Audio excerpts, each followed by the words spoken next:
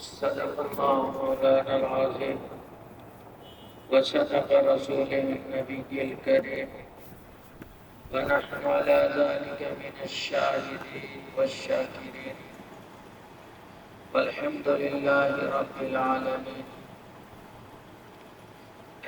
عزیز دوستو، دینی بھائیو، اللہ تبارک و تعالی کا احسان ہے اور عظیم احسان ہے کہ حق تعالی نے اپنے فضل سے ہم سب کو ایک عظیم فرض کی ادائیگی کی توفیق مرحمت فرمائی.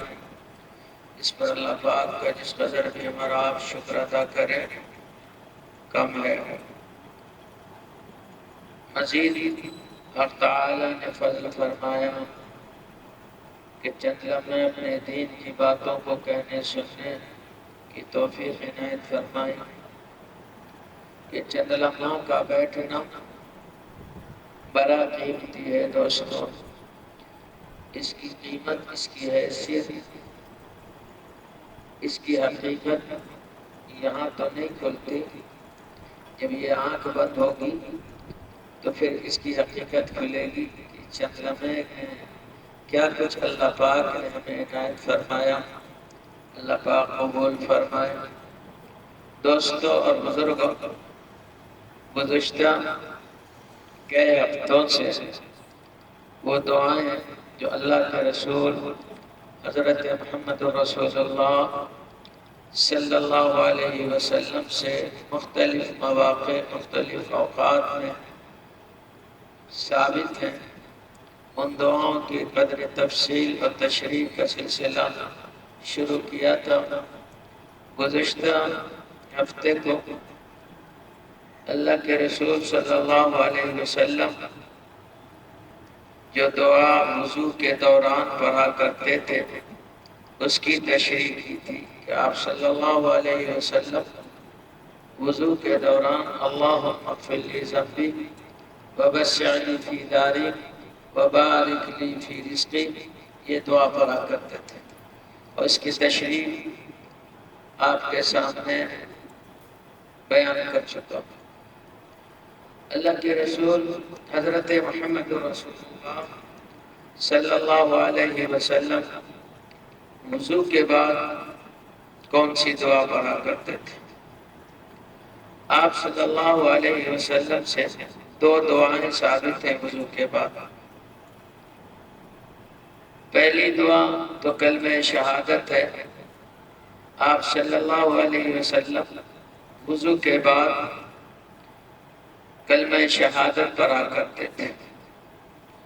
ایک روایت میں آتا ہے کہ آپ صلی اللہ علیہ وسلم کلمہ شہادت پڑھتے اور اپنے رخ انور کو آسمان کی طرف اٹھاتے، یعنی آپ آسمان کی طرف دیکھتے.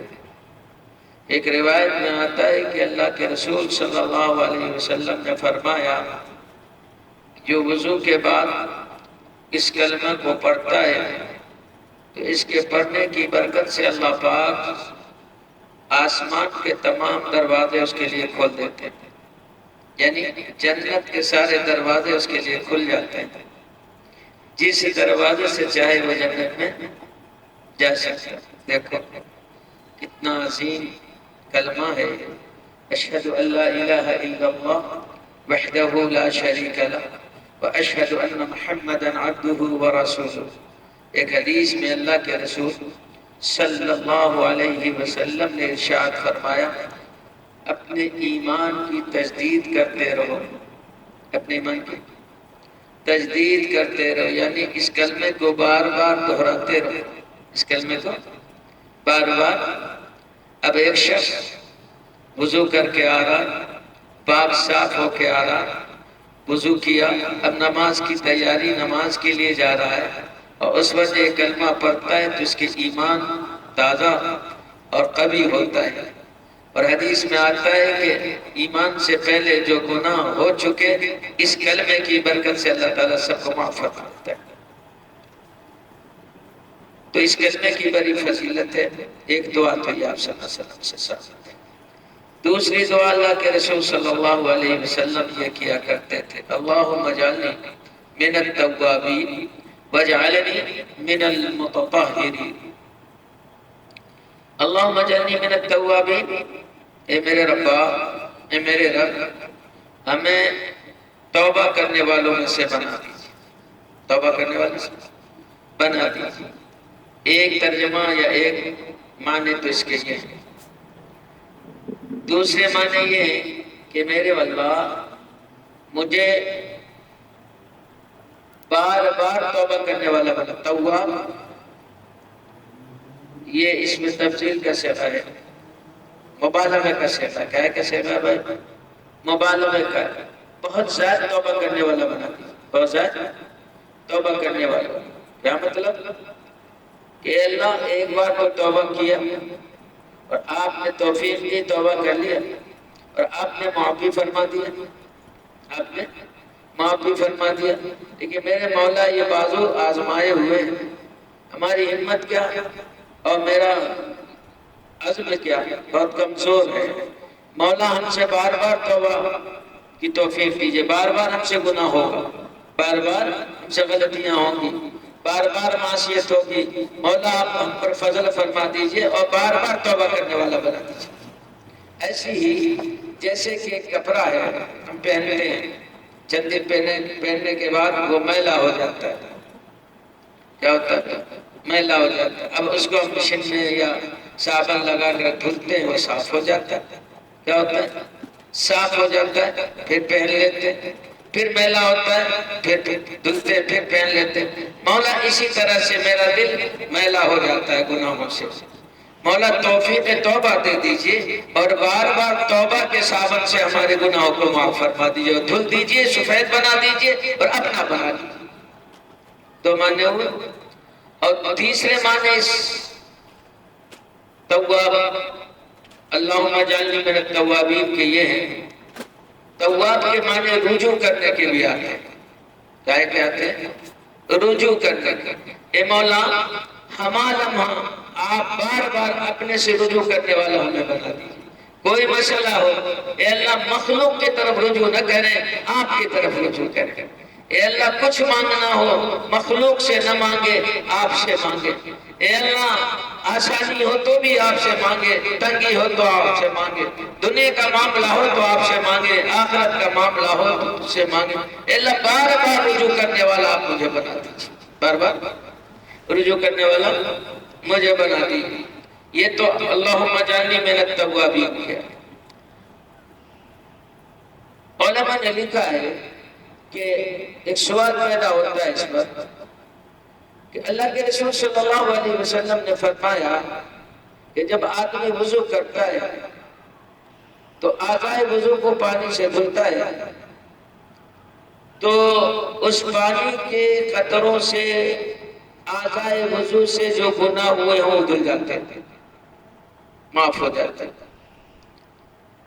اللہ کے رسول صلی اللہ علیہ وسلم نے فرمایا تم نہیں دیکھتے کون سا گناہ کس قطرے سے نکل رہا ہے، میں محمد رسول اللہ اپنی آنکھ سے دیکھتا ہوں کہ تمہارا فلاں گناہ فلاں گناہ فلاں گناہ وضو کے پانی سے دھلتے ہیں۔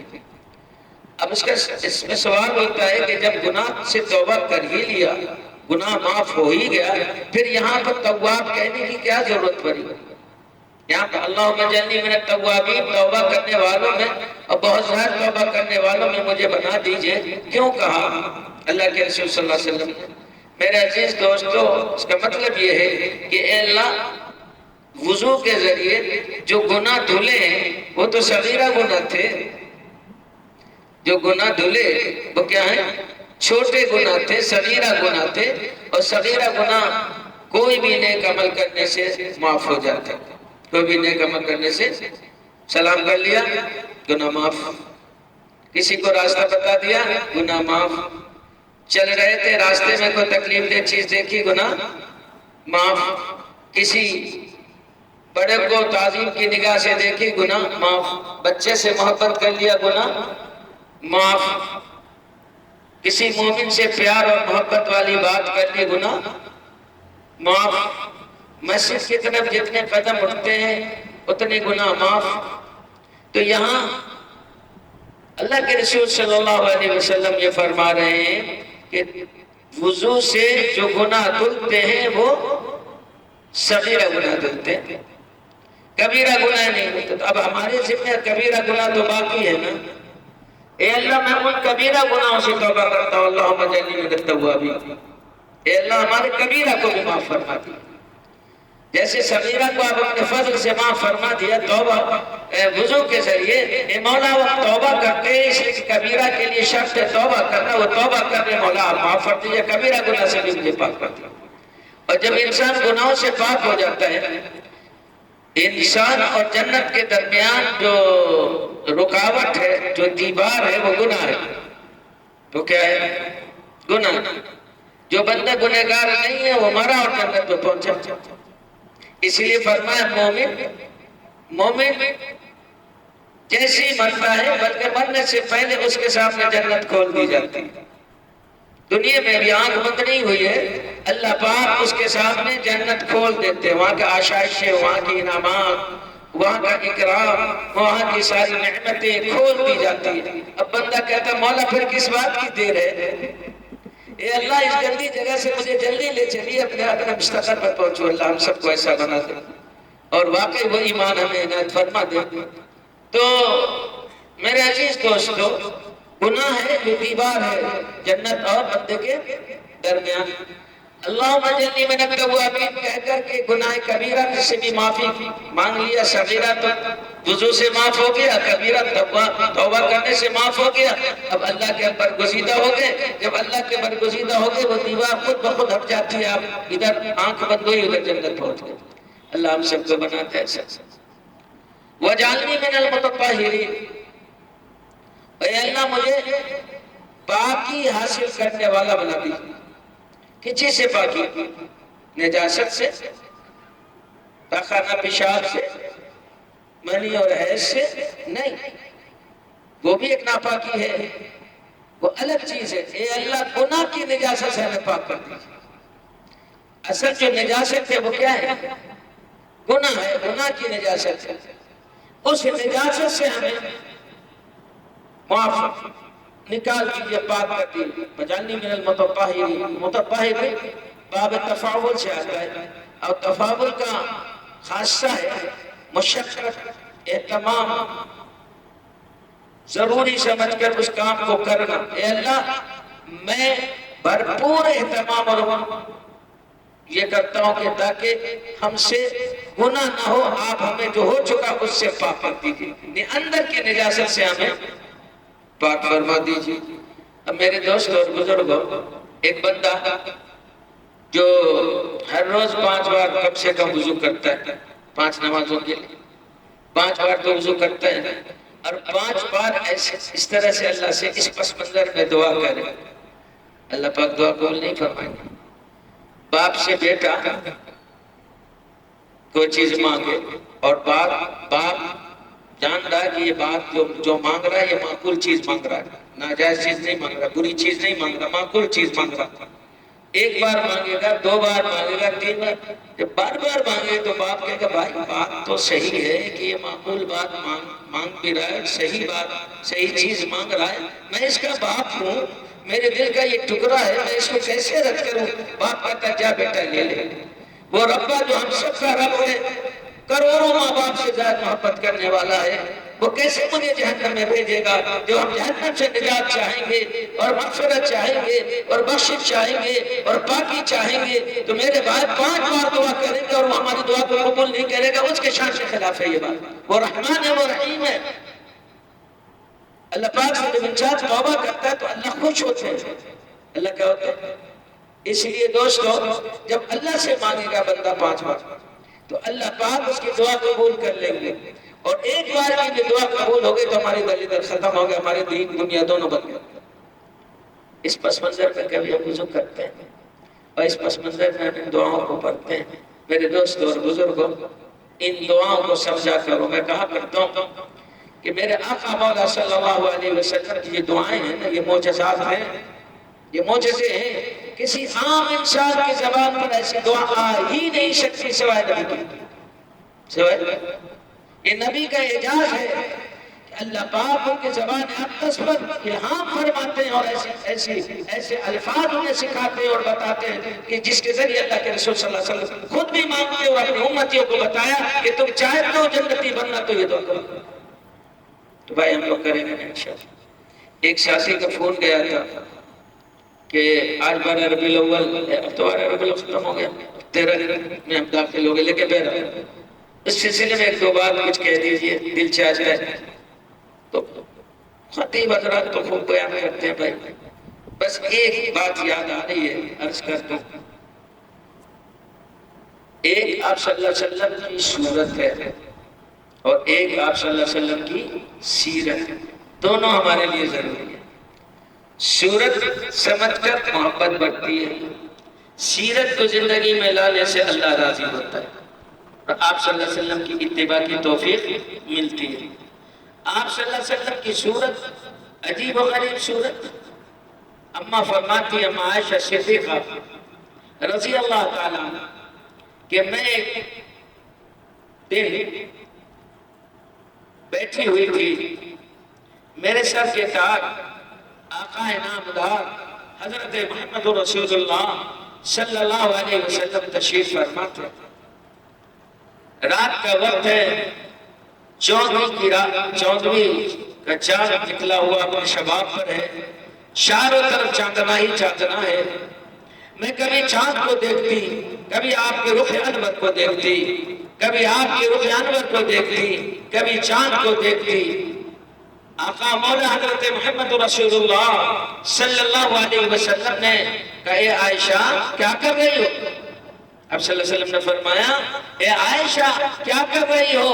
حضرت عائشہ نے کہا، یا رسول اللہ میں کبھی آپ کو دیکھتی ہوں، کبھی 14ویں رات کی چاند کو دیکھتی ہوں، کبھی آپ کو دیکھتی ہوں، کبھی چاند کو دیکھتی ہوں. یا رسول اللہ جس کے قبضے میں میری جان ہے، میں اس بات پر پہنچی ہوں، اس چاند سے کنا ہو کر یہ کہیں آپ حسیس ہیں.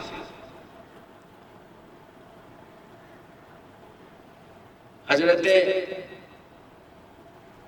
ایک بزرگ نے فرمایا، چاند سے تشریح دینا بھی کوئی انصاف ہے. چاند سے تشریح دینا بھی کوئی انصاف ہے. چاند کے چہرے پہ چھائیاں، مدنی کا چہرہ صاف تھا. آپ صلی اللہ علیہ وسلم بے عیب تھے. آپ صلی اللہ علیہ وسلم چاند میں چھائیاں دیکھو، اللہ کے رسول صلی اللہ علیہ وسلم اس سے پاک تھے. حضرت عائشہ ہی فرماتی ہیں کہ مصر کی چند عورتوں نے، زائد وقت نہیں لوں گا، کوئی شاید بیان شروع لمبا نہ کر دے، چند بات کہوں گا. چونکہ فون گیا تھا ایک ساتھی کا، وہ میرے محترم مکرم ہے یا نہیں میں نہیں دیکھ رہا ہوں.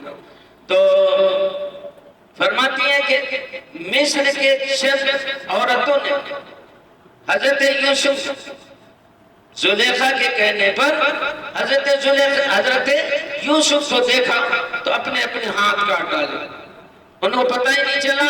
ایسے حسین و جمیل شہکار یوسف دیکھتے رہے، وہ دیکھتے دیکھتے ہاتھ کاٹنے اس کو پتہ نہیں چلا. اس حال اس شان کے یوسف. فرمایا جس نے میرے آقا مولا صلی اللہ علیہ وسلم کو دیکھ لیا، اپنے کلیجے تراش کر کے آپ کے قدموں پر رکھ دیا. آپ صلی اللہ علیہ وسلم سے بڑا حسین کو اس دنیا میں نہیں آیا.